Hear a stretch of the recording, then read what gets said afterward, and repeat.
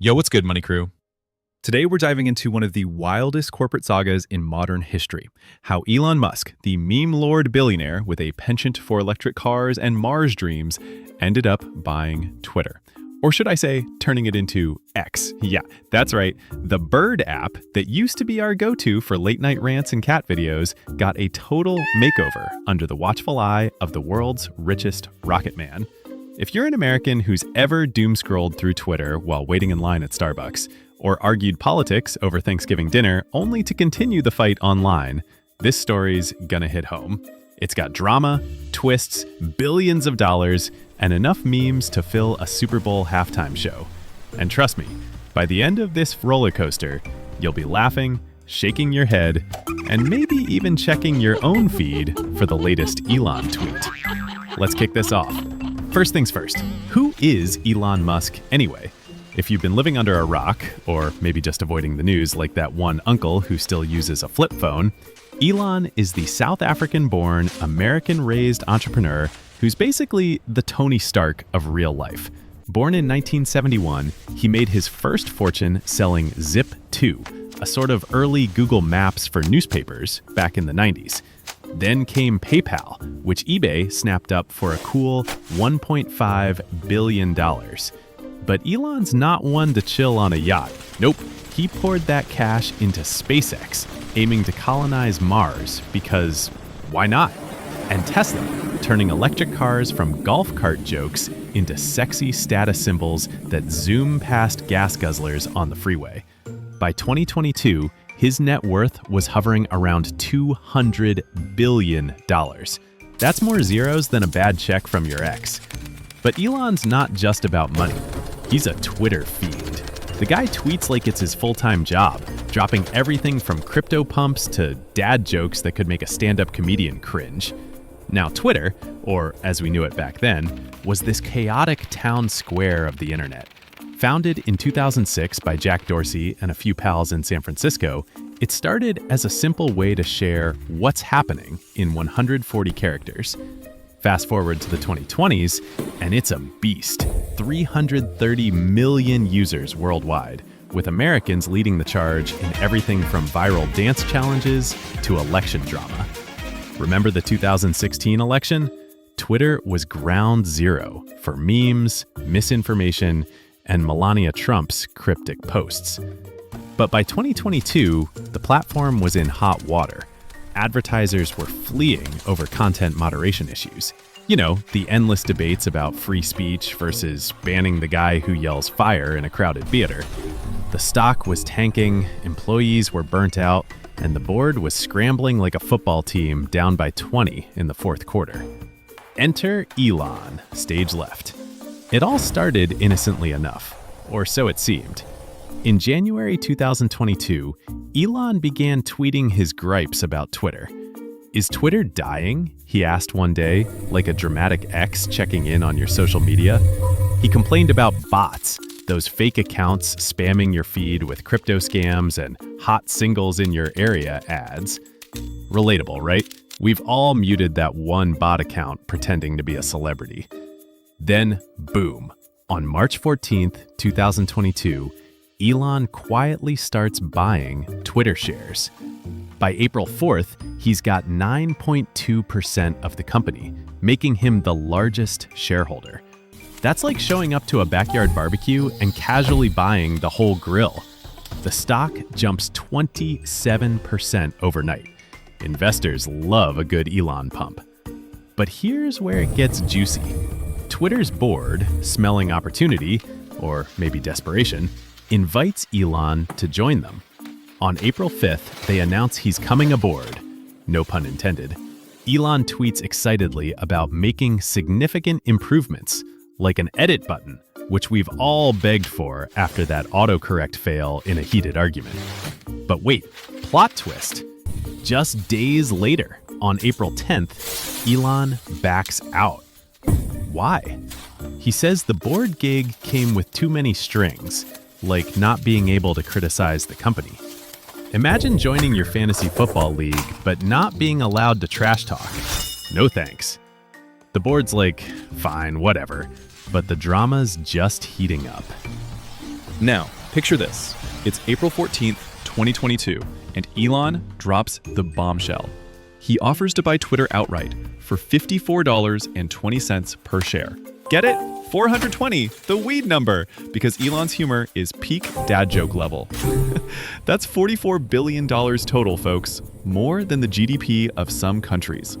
He tweets, "I invested in Twitter as I believe in its potential to be the platform for free speech around the globe."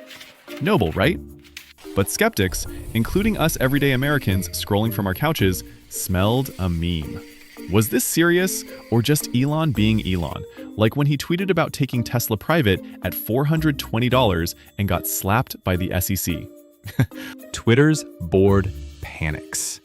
They adopt a poison pill strategy on April 15th. Basically, a corporate booby trap that floods the market with cheap shares if anyone buys more than 15%, diluting Elon's power. It's like putting a moat around your sandcastle because the neighborhood kid wants to knock it down. Elon fires back with memes.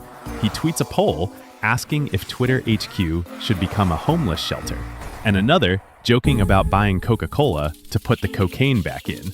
Classic Elon, turning billion-dollar battles into viral laughs. Americans ate it up.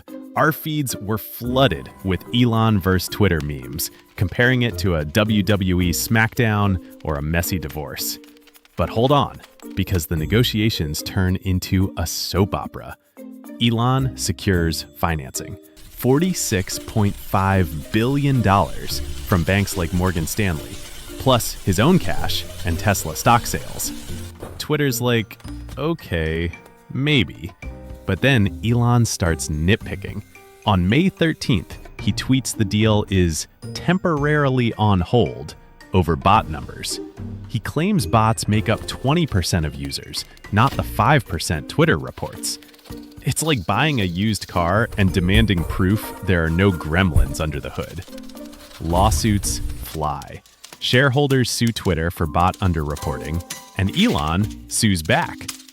The Delaware court, where all these corporate showdowns happen, like a referee in a boxing match, sets a trial for October.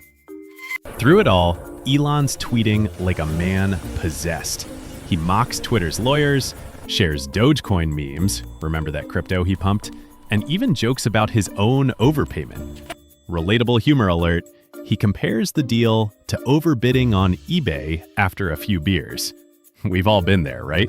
Bidding on that vintage Star Wars toy at 2 a.m., only to regret it in the morning. But this is $44 billion, not 44. The media goes nuts. CNN, Fox, everyone, turning it into must-see TV. Americans are hooked. It's better than binge-watching Succession. Fast forward to July. Elon tries to bail. He sends a letter terminating the deal, citing material adverse effect from bots and economic woes. Twitter's CEO, Parag Agrawal, the poor guy caught in the crossfire, tweets back defiantly. They sue Elon in Delaware Chancery Court, demanding he close the deal. The judge, Kathleen McCormick, is a no-nonsense type. She fast-tracks the trial, saying, the longer this drags on, the more harm to Twitter. It's like a courtroom drama straight out of Law and Order, but with emojis and billions at stake. Elon's team argues the bots are a deal breaker. They demand data dumps, emails, user stats, like detectives on a crime show. Twitter complies, but it's a mess. Over 1 terabyte of data, enough to crash your grandma's laptop. Humor break. One bot was pretending to be a hot dog vendor at a baseball game. Only in America, folks. Even our spam is patriotic. As summer turns to fall, the pressure mounts. Elon's Tesla stock is dipping. The economy's shaky, with inflation hitting gas prices like a sucker punch, and advertisers are fleeing Twitter amid the uncertainty. Relatable? Absolutely. Who hasn't felt the pinch at the pump while scrolling bad news? By September, whispers of settlement swirl. Elon offers to close at the original price if Twitter drops the lawsuit. But no, the court pushes forward. Then, October 4th, 2022, another twist. Elon tweets he's buying Twitter after all. Why the flip-flop? Insiders say he realized he'd lose in court. The judge wasn't buying his bot excuses. Plus, with a recession looming, owning Twitter might hedge his bets. The deal closes on October 27th. Elon struts into HQ carrying a sink. Yes, a literal kitchen sink, tweeting, "Let that sink in." Peak humor, Elon. It's like showing up to your new job with a whoopee cushion. The aftermath? Chaos ensues. Elon fires top execs, including Agrawal, on day one, severance packages flying like confetti at a New Year's party. He slashes staff by 50%, turning Twitter into a lean, mean machine. Blue check marks? Now $8 a month for verification, because why not monetize fame?